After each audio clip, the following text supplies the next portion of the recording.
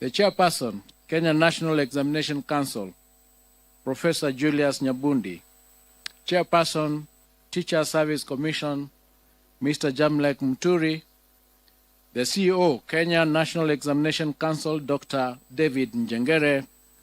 The Knec Council members present, the senior government officials from the Ministry of Education, Ministry of Interior, and all other government ministries present, representatives of education-related unions and associations, members of the press, ladies and gentlemen, good morning. For the first time in more than 30 years, I stand here today to speak about a secondary school subsector which henceforth faces a massive transformation arising from the first implementation of the competency-based education. I say this because the exit of the 2024 Kenya Certificate of Secondary Education examination candidates from our high schools and absence of Form 1 class in 2025 now means that we have a trimmer senior school section of classes ranging from Form 2 to Form 4. In sync with these changes, our first cohort of CBE learners who joined grade 9 this year will be transitioning to grade 10 in 2026, calling for an urgent and formidable measure to ensure our senior schools are ready for the CBC pioneers.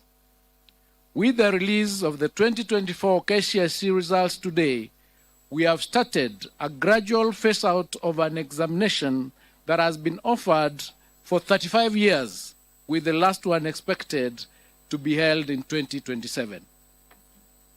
I therefore wish to immensely thank all our education sector stakeholders who have year after year put their best foot forward to ensure they adequately prepare our Kcse candidates to administer the annual examinations ever so successfully and smoothly.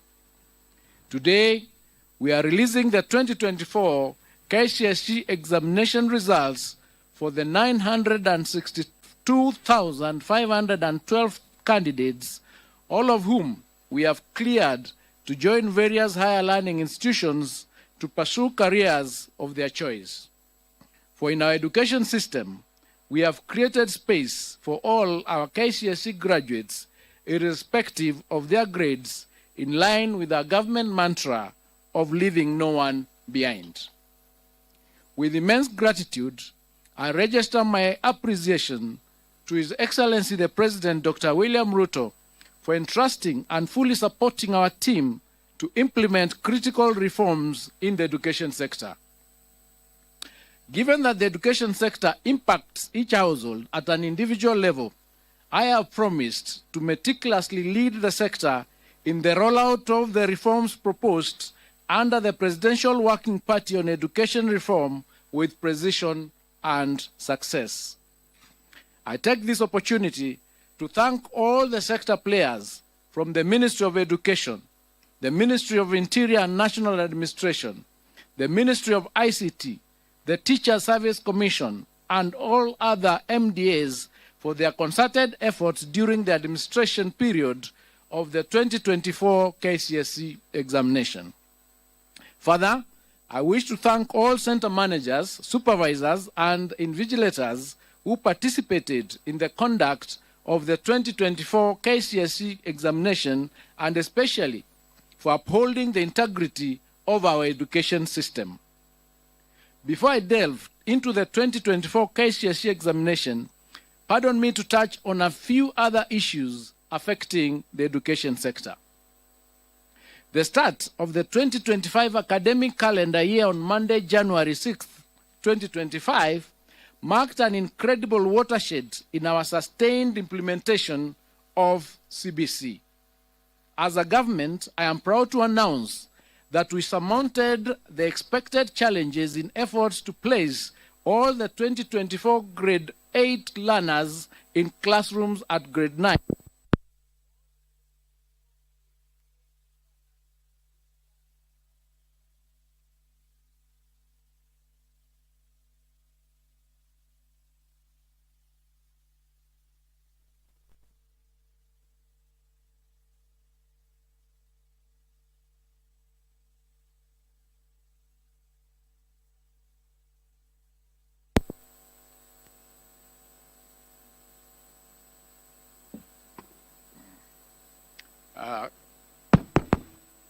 Thank you. I think I should take that again.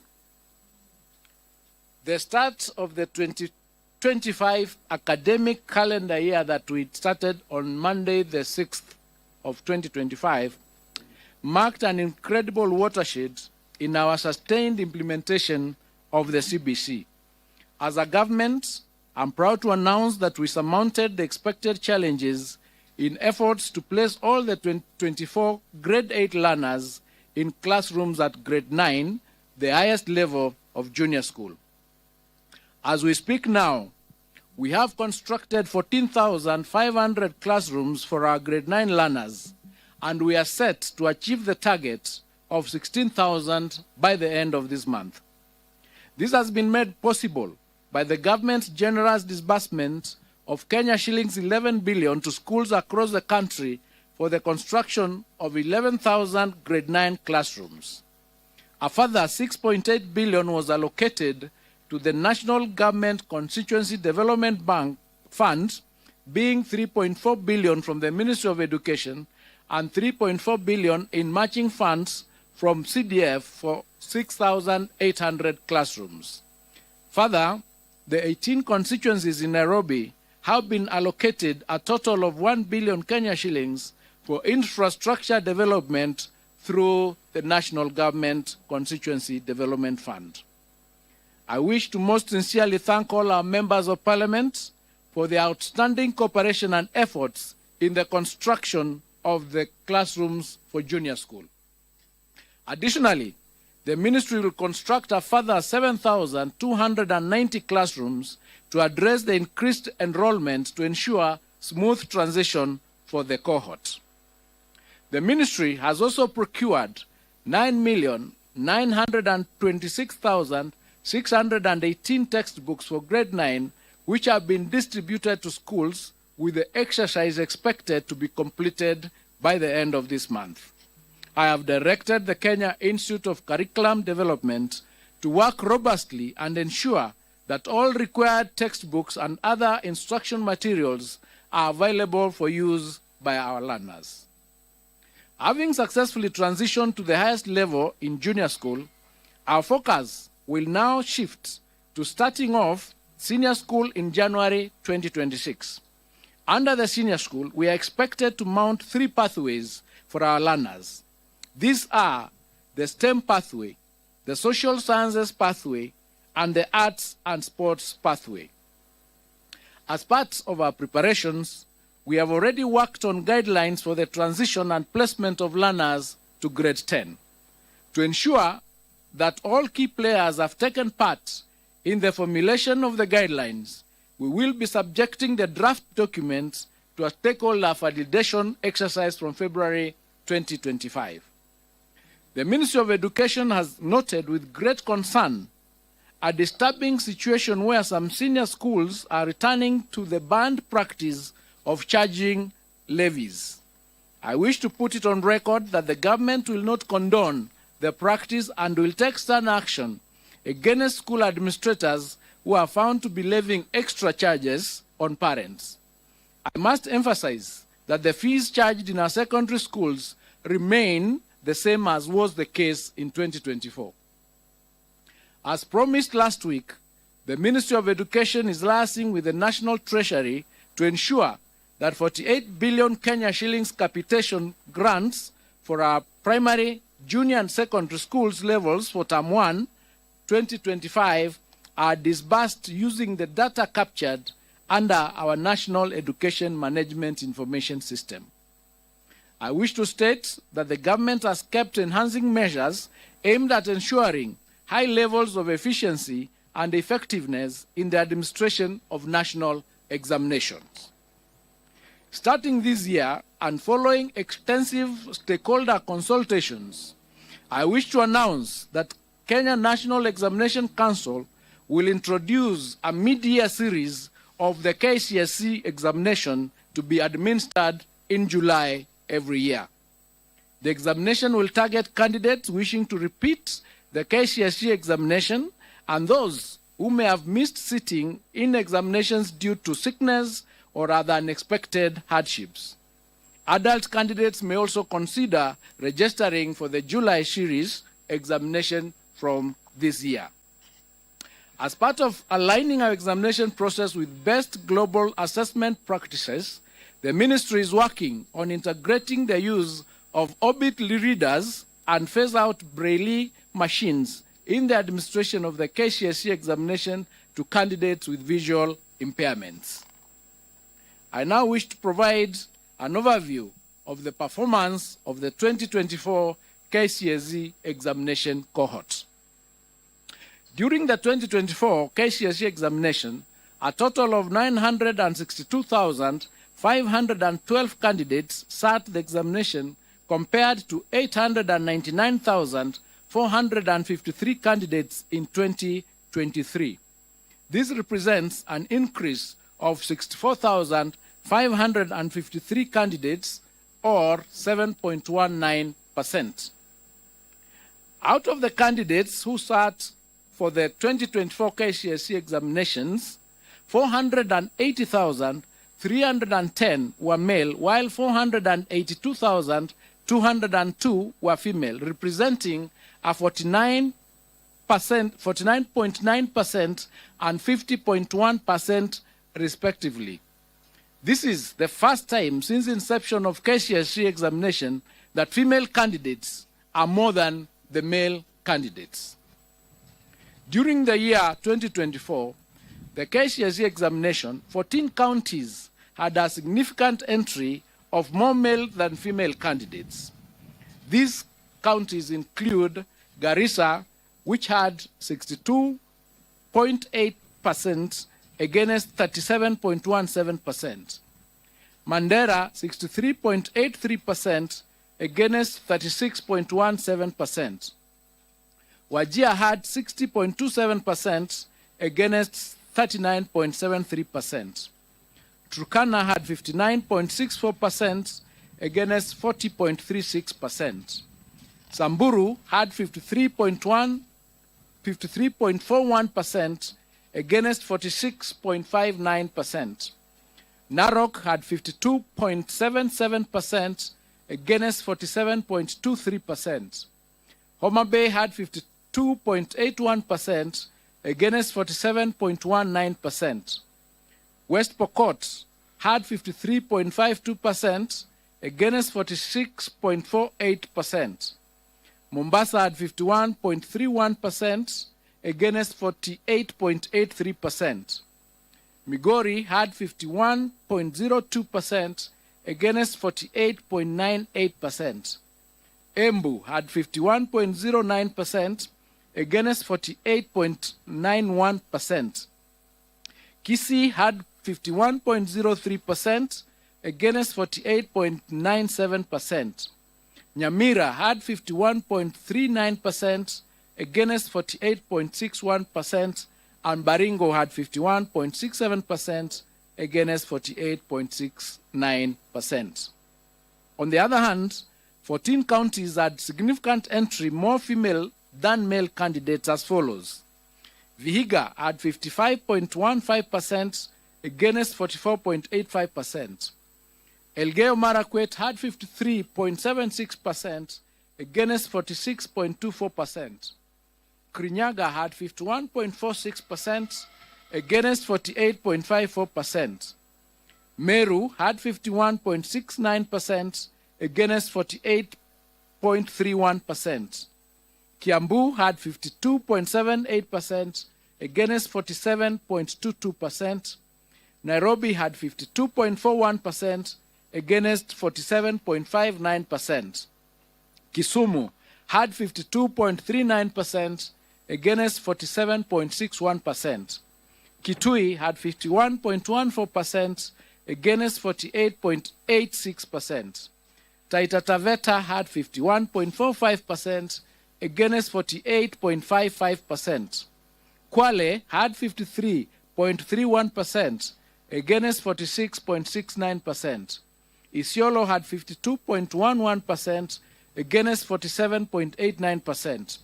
Tharaka Nithi had 52.06% against 47.94%.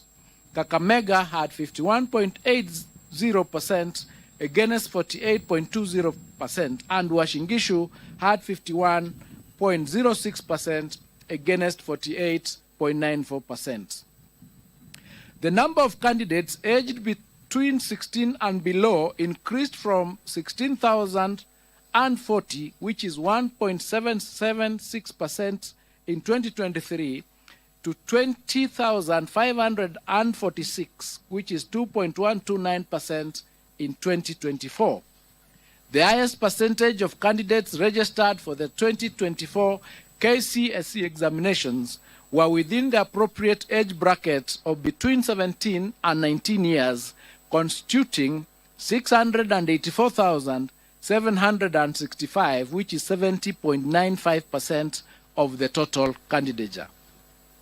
The percentage of candidates who are 20 years and above constituted 22.07%, or 259,861.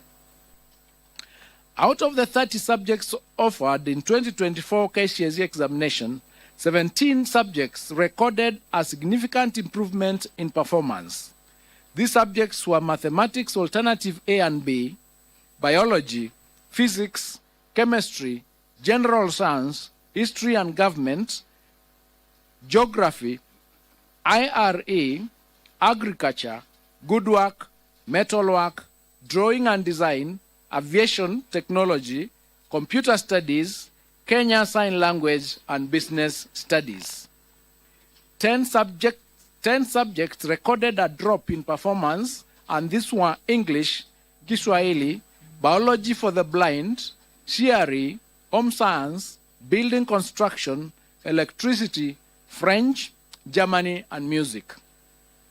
Female candidates recorded better mean score performance than male candidates in the following 7 subjects: English 101, Kiswahili 102, Kenya Sign Language 504, French 501, Home Science 441, CRE 313, and Art and Design 442. Male candidates, on the other hand, recorded a better mean score performance than female candidates in 23 subjects, and these are mathematics alternative A and B, biology and biology for the blind, physics, chemistry, general science, history and government, geography, IRE, woodwork, metalwork, building and construction, power mechanics, electricity, drawing and design, aviation technology, agriculture, computer studies, German, Arabic, music, and business studies. As it was in 2023 Kcse examination, the 2024 Kcse examination results have been graded using the reviewed grading system, in which the overall grade at Kcse examination has considered mathematics the best performed language among 3, that is English, Kiswahili, Kenyan Sign Language, and the best performed 5 subjects. There were 1,693, or 0.18% candidates who obtained an overall grade A in the year 2024 Kcse examination, compared to 1,216, or 0.14% candidates in 2023.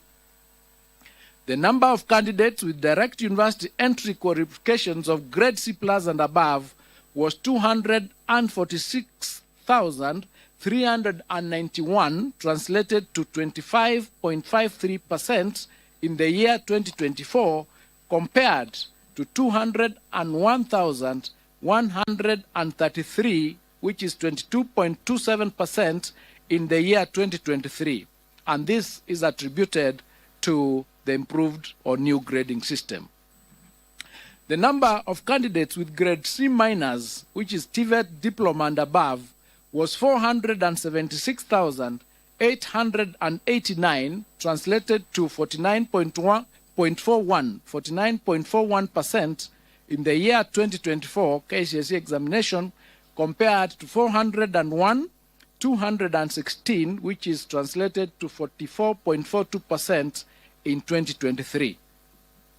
The number of candidates attaining a pass grade, which is grade D+ and above, was 605,774, which is 62.76% in the year 2024 Kcse examination, compared to 526,222, which is 58.27% in 2023. To enhance the credibility of the examination process, for the first time, candidates' examination question papers was personalized and anonymized. This helps to improve objectivity during marking and holding candidates personally responsible for any irregularities. There were 840 candidates who were involved in examination irregularities in 2024, and their examination results have been cancelled. The Council is empowered in law as provided in the Kenya National Examination Council, Handling of Examination Irregularities, Rules of 2015, Legal Notice number 132 of 2015, Rule number 8, to withhold the results of any candidate or examination center suspected of having been involved in an examination irregularity or malpractice pending completion of investigations. To this end, the results of 2,829 candidates suspected to have involved in the examination irregularities have been withheld pending completion of investigations that should be completed within a period of 30 days from the official release of examination results, which is today. It is unfortunate that a few contracted professionals and teachers are still insistent on ruining the future of our learners by subjecting them to examination malpractices. 91 contracted professionals were reported to have been involved in aiding examination malpractices. Firm disciplinary action will be taken against such teachers. Individual 2024 Kcse candidate examination results will be accessed online through a secure link on the Knec website or directly through the following website: https://results.knec.ac.ke. Candidates will be required to enter the candidate's index number and any one of the names as per the registration data for the 2024 examination results. The results will be available immediately after the end of this function. Any candidate with difficulties in accessing individual results is advised to call Knec toll-free number 080-0724-900 or 080-0721-410. It is now my humble duty and privilege to declare the 2024 Kcse examination results officially released. I wish all the candidates success in their future endeavors, and I wish all of you a happy new year 2025. Thank you and God bless you.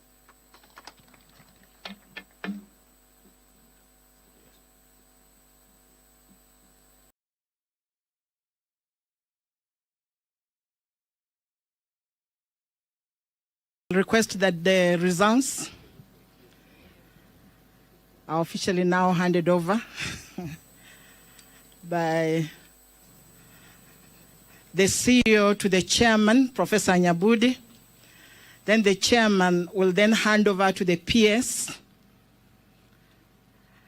And of course, you can see the PS higher, handing over also and ready to receive to the CS.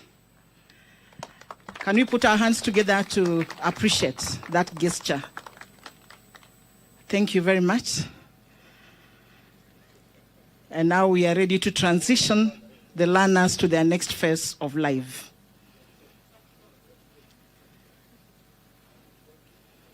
Thank you very much, and we can take our seats. As we take our seats, allow me, sir, to invite Mr. Ahmed Mtanga to come and give us the closing prayer, and thereafter then we shall proceed for the tree planting by our chief guest after the prayer. Mr. Mtanga. Thank you very much, Master of Ceremonies. We may stand. أعوذ بالله من الشيطان الرجيم بسم الله الرحمن الرحيم ألم نشرح لك صدرك ووضعنا عنك وزرك الذي أنقض ظهرك ورفعنا لك ذكرك فإن مع العسر يسرا إن مع العسر يسرا فإذا فرغت فانصب وإلى ربك فارغب. Ya Allah, we recognize your presence in this meeting, and we thank you for the meeting and the way it has proceeded. We thank you for the leadership that you have bestowed on us, and we thank you, Ya Allah, for the blessings that you gave us and the responsibility you gave us to bestow our energies and our efforts on the path towards giving our young children their future. Ya Allah, we ask you especially to grant every family that had a candidate joy and celebration today, and grant them the wisdom to remember you as they thank you for the sacrifices that they have made. Ya Allah, we especially thank you, especially for our cabinet secretary, the permanent secretaries, our chairman and our CEO, and all the people who are involved in processing these examination results. It was a tedious affair, Ya Allah, and you know the sacrifices people made, and you have specifically said in the Quran, Inna ma'ala usri yusra, verily after every hardship there is ease. And therefore we know that today as we celebrate, it is a day for us to feel the ease. Ya Allah, bless the congregation that is here today, our fourth estate, members of the fourth estate who have endured the climate as it is. They are not under any shade. Ya Allah, give them the perseverance and let them allow them to give the objective reporting so that today every family will know what we have processed here today. Wassalatu wassalamu ala Muhammad wa ala alihi wa sahbihi ajma'in walhamdulillahi rabbil alamin. Amin, thumma amin, thumma amin. Amen. Thank you. Sir, we request that we proceed to the tree planting site through this exit. And thank you very much for gracing our occasion. Thank you, sir. And we really appreciate your presence and appreciate the sacrifice you've made to be with us today.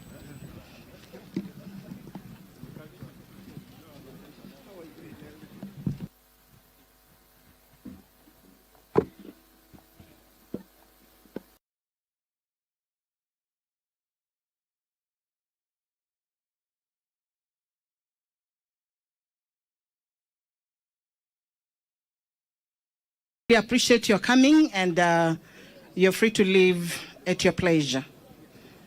Thank you very much once again for gracing our occasion.